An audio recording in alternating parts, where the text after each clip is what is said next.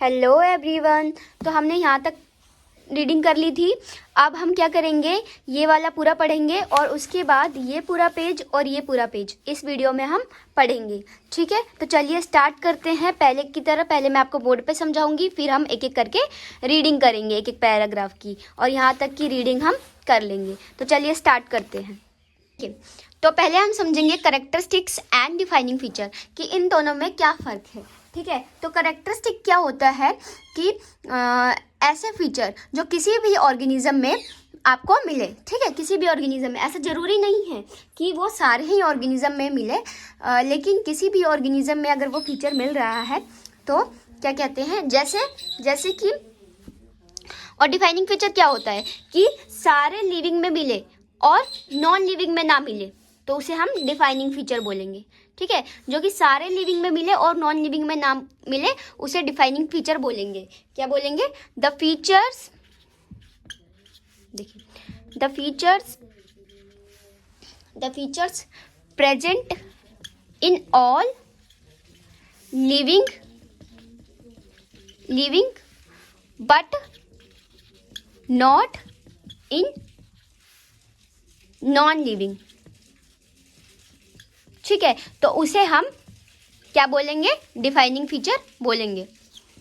इतना समझ आ रहा है सबको?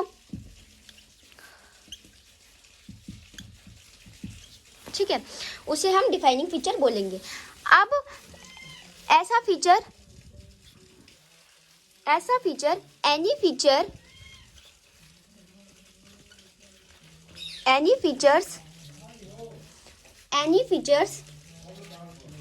which is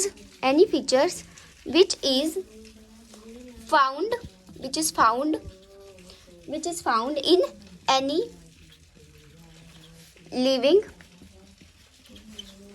living organism. ठीक है, ऐसा फीचर जो कि किसी भी लिविंग ऑर्गेनिज्म में मिले देखने को। ठीक है, जरूरी नहीं है, नॉट नेसेसरली जरूरी नहीं है। ठीक है, not necessarily to be found, ऐसा जरूरी नहीं है कि लिविंग में मिलेगा ही। ठीक है, नहीं भी मिल सकता है।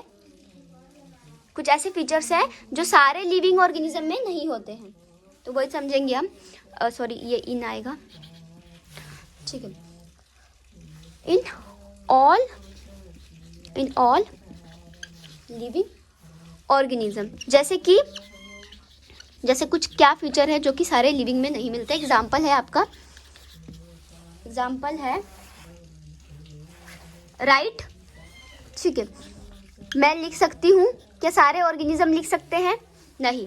ठीक है, क्या एक मेढक लिख सकता है? नहीं। क्या एक छिपकली लिख सकती है? नहीं।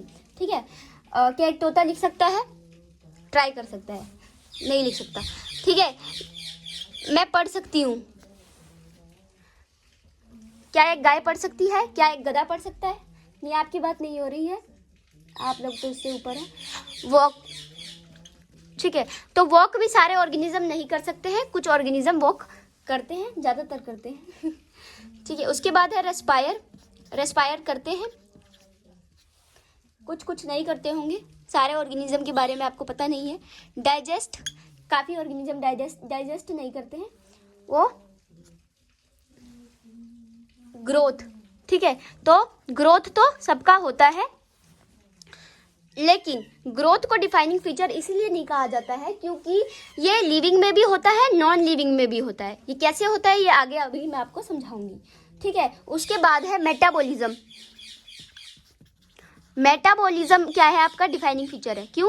क्योंकि ये सारे लिविंग में होता है, किसी भी नॉन लिविंग में नहीं होता है। रिप्रोडक्शन, हाँ, रिप्रोडक्शन डिफाइनिंग फीचर नहीं है। क्यों? क्योंकि कुछ ऐसे ऑर्गेनिज्म हैं जो कि रिप्रोड्यूस नहीं कर सकते हैं, जैसे कि खच्चर, म्यूल। मैंने आपको पहले समझाया था पिछले वाली वीडियो में। ठीक है, म्यूल क्या होता है? वो रिप्रोडक्शन नहीं कर सकता है, और स्टेराइल कपल भी नहीं कर सकते हैं। उसके बाद है आपका सेलुलर ऑर्गेनाइजेशन, यानी कि हमारी जो बॉडी है वो सेल से मिलकर बनी है, तो ये एक डिफाइनिंग फीचर है। ठीक है, तो इतना सबको समझ आया? ठीक है, अब हम पढ़ेंगे ग्रोथ के बारे में। एक चीज़ और समझा दूं, इन विट्रो का मतलब क्या होता है, ठीक है। इन विट्रो मैं नहीं समझाती, लेकिन आपके एनसीईआरटी में दिया हुआ है, इसीलिए समझ लीजिए। इन विट्रो क्या है कि ऐसा रिएक्शन जो कि टेस्ट ट्यूब में हो रहा है। जैसे कि मान लीजिए ये एक टेस्ट ट्यूब है, इसके अंदर रिएक्शन हो रहा है, इसके अंदर एक रिएक्शन हो रहा है, ठीक है। तो इन विट्रो का मतलब होता है कि आउटसाइड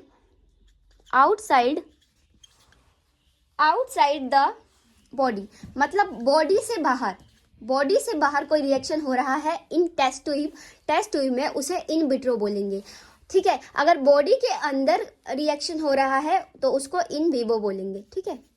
इन विवो नहीं दिया हुआ है आपके एनसीईआरटी में। इतना समझ आया। अब हम नेक्स्ट टॉपिक स्टार्ट करते हैं, ग्रोथ। चलिए, तो अब हम ग्रोथ के बारे में पढ़ते हैं, ठीक है। तो ग्रोथ क्या है, ग्रोथ में ट्विन कैरेक्टरिस्टिक है। ट्विन यानी कि दो कैरेक्टरिस्टिक है, ठीक है। ट्विन कैरेक्टरिस्टिक है इसमें, ग्रोथ में।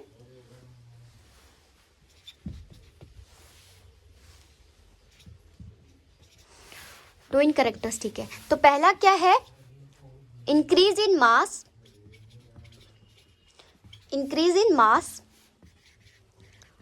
पहली चीज ये है कि आप ये समझिए कि ग्रोथ को डिफाइनिंग फीचर क्यों नहीं कहा गया है आखिर, क्योंकि ये लिविंग में भी होता है और नॉन लिविंग में भी होता है, ठीक है। तो लिविंग में कैसा होता है, अंदर से होता है, इनसाइड होता है, अंदर से होता है, और नॉन लिविंग में कैसे होता है, आउटसाइड होता है। मान लीजिए ये एक पहाड़ है, ठीक है, इसके ऊपर और ज्यादा मिट्टी आकर जमा हो गई, ठीक है, एक्यूमुलेशन ऑफ सोइल, ठीक है, और ज्यादा मिट्टी आकर जमा हो गई, तो क्या इसकी ग्रोथ हो गई, हाँ, तो इसकी ग्रोथ हो गई। तो ये नॉन लिविंग में भी ऐसी ग्रोथ हो रही है और लिविंग में अलग ग्रोथ होती है। दूसरा पॉइंट क्या है आपका कि increase in number of individual, ठीक है, नंबर ऑफ इंडिविजुअल बढ़ जाते हैं, ठीक है। वो कैसे, देखिए, मान लीजिए एक यूनिसेलुलर सेल है हमारे पास, यूनिसेलुलर सेल है, ये एक सेल है, ठीक है। इसको डिवाइड करेंगे, ठीक है, इसको डिवाइड करेंगे तो 2 सेल हो जाएंगे, ठीक है। तो 2 सेल हो जाएंगे, तो यहाँ पे क्या हो रहा है, सेल डिवीजन, सेल डिवाइड हो रहा है, और दूसरा क्या है, रिप्रोडक्शन भी हो रहा है, और तीसरा क्या है आपका, ग्रोथ भी हो रहा है। ग्रोथ हो रहा है ना, 1 से 2 हो गए, ग्रोथ हो गया, ठीक है। तो ये जो तीनों पॉइंट है, इसको हम इन एक्सक्लूसिव इवेंट बोलेंगे, ठीक है। और इन मल्टीसेलुलर जो ऑर्गेनिज्म होते हैं, यानी कि हम मल्टीसेलुलर ऑर्गेनिज्म, उनके अंदर कैसा होता है ऑर्गेनिज्म, इनके अंदर एक्सक्लूसिव इवेंट होते हैं, ठीक है। क्या होते हैं, एक्सक्लूसिव इवेंट होते हैं, मतलब कि ग्रोथ अलग होता है, रिप्रोडक्शन अलग होता है, ठीक है, वो सब अलग अलग होता है, ठीक है। तो इन मल्टीसेलुलर ऑर्गेनिज्म में एक्सक्लूसिव इवेंट होते हैं, और क्या कहते हैं, यूनिसेलुलर ऑर्गेनिज्म में इन एक्सक्लूसिव इवेंट होते हैं। तो यहाँ तक आई होप समझ आया होगा। अब हम दूसरे टॉपिक पे चलते हैं। पहले दूसरे टॉपिक पे नहीं, एक चीज़ और समझ लीजिए कि इन प्लांट में कैसी ग्रोथ होती है, प्लांट्स में कैसी ग्रोथ होती है, कंटिन्यूअस ग्रोथ होती है प्लांट में, कंटिन्यूअस। और इन एनिमल, यानी कि हमारे अंदर भी इन एनिमल्स में कैसी होती है, up to a certain age, ठीक है। एक समय के बाद हमारी बॉडी जो है वो ग्रोथ करना बंद कर देती है, ठीक है। ऐसे हमारी बॉडी के जो सेल है, ग्रोथ सेल, तो वो ग्रोथ करना बंद कर देते हैं। लेकिन जब हमें चोट लगता है, जैसे हमारे हाथ में चोट लग गया है, तो वहाँ के जो सेल है वो रिपेयर करके जो हमारा हाथ पहले जैसा था वैसे कर देते हैं, ठीक है। वैसा ही नहीं रहता, जैसे हमें चोट लगती है, तो जहाँ पे हमें चोट लगी है, ठीक है, तो वहाँ के सेल को रिपेयर कर देते हैं और हमारा हाथ पहले जैसा हो जाता है। तो अब हम चलते हैं नेक्स्ट टॉपिक पे, जो कि है रिप्रोडक्शन। तो इससे पहले मैं आपको रीडिंग कराऊंगी एनसीईआरटी की, उसके बाद हम रिप्रोडक्शन पे जाएंगे। चलिए, तो अब हम इसकी रीडिंग करते हैं, ठीक है। When we try to define living, जब हम लिविंग को डिफाइन करने की कोशिश करते हैं तो हम क्या देखते हैं कि उसके कुछ करेक्टरिस्टिक हैं। We conventionally look for the distinct characteristic exhibited by living organism, ठीक है। लिविंग ऑर्गेनिज्म के कुछ करेक्टरिस्टिक है, जैसे कि ग्रोथ, रिप्रोडक्शन और ability to sense environment and mount a suitable response come to our mind immediately as a unique feature of living organism. तो यहाँ तक का मतलब समझते हैं हम कि इसमें क्या बोल रहा है कि जो लिविंग ऑर्गेनिज्म है उसके ये करेक्टरिस्टिक है ग्रोथ, रिप्रोडक्शन और जब हम और एबिलिटी टू सेंस इन्वायरमेंट, मतलब हमारे अंदर क्षमता होती है कि हम अपने इन्वायरमेंट, अपने वातावरण को सेंस करके, जैसे हमारा आप कभी तवे पे हाथ आ गया आपका अचानक से, मान लीजिए तवे पे या किसी गर्म चीज़ पे आपका हाथ आ गया तो आप जल्दी से हटाएंगे। क्यों? क्योंकि हमारा माइंड कहता है कि हटाओ, गर्म लग रहा है। तो हम क्या कह रहे हैं, वो रिस्पॉन्स कर रहे हैं एक, ठीक है। तो रिस्पॉन्स करना लिविंग ऑर्गेनिज्म का एक यूनिक फीचर है। One can add a few more features like metabolism, तो कुछ फीचर्स जो है like metabolism, ability to self replicate. तो मेटाबॉलिज्म क्या है, लिविंग ऑर्गेनिज्म का ही फीचर है। सेल्फ रेप्लिकेट डीएनए रेप्लिकेट करता है और रेप्लिकेट करके और कॉपी बनाता है डीएनए की। सेल्फ ऑर्गेनाइज, यानी कि जब स्पर्म और ओवम मिलकर जाइगोट बनाते हैं तो जाइगोट क्या करता है, सेल टू सेल जोड़कर हमारी बॉडी को बनाता है, उसे ही हम सेल्फ ऑर्गेनाइज बोलते हैं। इंटरेक्ट एंड एमरजेंस का मीन क्या होता है? इंटरेक्ट यानी कि किसी भी चीज़ से इंटरेक्ट करना, जैसे कि मैंने आपको बताया था पिछले वीडियो में कि जो लायन है वो डियर को खा रहा है तो वो डियर से इंटरेक्ट कर रहा है। या मान लीजिए हम किसी पेड़ से फ्रूट तोड़कर खा रहे हैं तो हम वो प्लांट के साथ क्या कर रहे हैं, इंटरेक्ट कर रहे हैं। एमरजेंस क्या होता है, समय के साथ चेंज होना। तो समय के साथ अगर आप चेंज हो रहे हैं तो नेचर आपके पीठ थपथपाएगी कि हाँ ये अच्छा इंसान है, ये चेंज हो रहा है। समय के साथ चेंज होना, एडवांस होना is good thing. Let us try to understand each of this. तो चलिए अब हम समझते हैं हर एक चीज़ को, growth, reproduction, cellular organisation, consciousness, self consciousness. तो पहला है आपका growth. All living organism grow, सारे जो लिविंग ऑर्गेनिज्म है वो ग्रो करते हैं। इंक्रीज इन मास में and increase in number of individual. Growth के दो कैरेक्टरिस्टिक है। Multicellular organism grow by cell division, जो मल्टीसेलुलर ऑर्गेनिज्म है वो सेल डिवीजन से ग्रो करता है।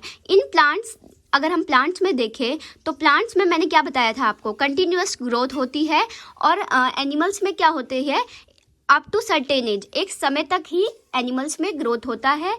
लेकिन मैंने एक चीज़ आपको बताया था कि जब हमें कोई चोट लग जाती है किसी जगह पे तो वहाँ के सेल उसको रिपेयर करके लॉस्ट सेल की जगह न्यू सेल ला देते हैं, ठीक है। तो यहाँ तक आपको समझ आया। उसके बाद अगर हम यूनिसेलुलर ऑर्गेनिज्म का देखें तो मैंने आपको बताया था grow by cell division. Unicellular organism cell division से ही ग्रो करता है। One can easily observe this, अगर आपको इनको ऑब्जर्व करना है तो आप विट्रो कल्चर में कर सकते हैं। विट्रो का मतलब मैंने आपको समझाया था कि टेस्ट ट्यूब में या फिर आप कल्चर प्लेट में भी कर सकते हैं। जैसे कि मान लीजिए ये एक कल्चर प्लेट है और इसमें मैंने एक बैक्टीरिया डाल दिया और कुछ खाने पीने का सामान डाल दिया और 8 से 10 घंटे बाद एक और यहाँ पे 2 कल्चर प्लेट रख दिए और यहाँ पे कुछ खाने पीने का सामान डाल दिया। 8 से 10 घंटे बाद आप देखेंगे कि यहाँ पे बहुत सारे एक बैक्टीरिया की कॉलोनी बन जाएगी, ठीक है। तो इसी को विट्रो कल्चर बोलते हैं। आप अपनी माइक्रोस्कोप से अपनी आंखों से देख सकते हैं। In majority of higher animals and plant, ज़्यादातर जो हायर एनिमल्स और प्लांट होते हैं उनका जो ग्रोथ है, रिप्रोडक्शन है, वो म्यूचुअली एक्सक्लूसिव इवेंट्स होती है। एक्सक्लूसिव का मतलब मैंने आपको समझाया था कि अलग अलग उनकी मतलब रिप्रोडक्शन और ग्रोथ अलग अलग होता है। One must remember that increase in body mass is consider as growth, ठीक है। इसमें क्या बोल रहा है कि one must remember that increase in body mass, हमको पता है कि हमारा जो ग्रोथ है वो बॉडी मास से हो रहा है, उसको भी हम ग्रोथ ही बोलेंगे। Non living object also grow if take increase in body mass, non living भी क्या है, ग्रोथ कर रहा है जब उसका मास बढ़ रहा है। जैसे कि पहाड़ के ऊपर एक्यूमुलेशन ऑफ सॉइल हो गया, मतलब मिट्टी जमा हो गई, उसको भी हम ग्रोथ ही बोलेंगे। माउंटेन के ऊपर, क्लाउड्स के ऊपर and sand mounts to grow, तो ये भी ग्रो करता है। However this kind of growth exhibited by non living object is, ठीक है, तो आपको पता है कि नॉन लिविंग पे भी ग्रोथ हो रही है due to accumulation of material, ठीक है, उसके सरफेस पे मिट्टी या फिर क्या कहते हैं मटेरियल जमा होकर उसकी ग्रोथ हो रही है। अब आगे देखते हैं। इन लिविंग ऑर्गेनिज्म, अगर हम लिविंग ऑर्गेनिज्म में देखें, ग्रोथ इज फ्रॉम इनसाइड, तो हमारे अंदर जो ग्रोथ होती है वो अंदर से होती है, ठीक है। Growth therefore can not be taken as defining property. अब ग्रोथ को डिफाइनिंग प्रॉपर्टी क्यों नहीं कह रहे हैं? डिफाइनिंग प्रॉपर्टी का मतलब क्या होता है? डिफाइनिंग प्रॉपर्टी का मतलब होता है कि वो सारे लिविंग में हो, किसी भी नॉन लिविंग में ना हो। लेकिन ग्रोथ क्या है, लिविंग में भी है, नॉन लिविंग में भी है, इसीलिए इसको डिफाइनिंग फीचर नहीं बोलेंगे हम, ठीक है। Conditions under which cannot be observed in all living organisms have to explain that they we understand that it is characteristic of living system।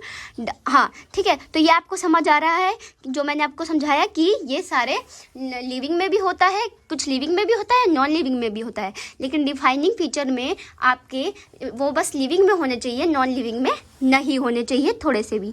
अब यहाँ पे बोल रहा है कि dead organism does not grow. Dead organism हमें पता है ग्रो नहीं करता है, तो हमने यहाँ तक समझ लिया है। अब हम आगे का अगर अभी समझेंगे तो वीडियो लॉन्ग हो जाएगी, और मैं नहीं चाहती कि वीडियो लॉन्ग हो, ठीक है। छोटी छोटी वीडियो रहेगी तो पढ़ने में आसानी रहेगी। तो ठीक है, हम नेक्स्ट वीडियो में आगे रिप्रोडक्शन से स्टार्ट करेंगे। पहले मैं आपको समझाऊंगी, फिर हम उसके बारे में रीडिंग करेंगे। तो थैंक यू सो मच। अगर वीडियो यहाँ तक की समझ आई हो आपको, लाइक एंड कमेंट ज़रूर करिएगा, और ये भी बताइएगा कि मैं कैसा पढ़ा रही हूँ। Thank you.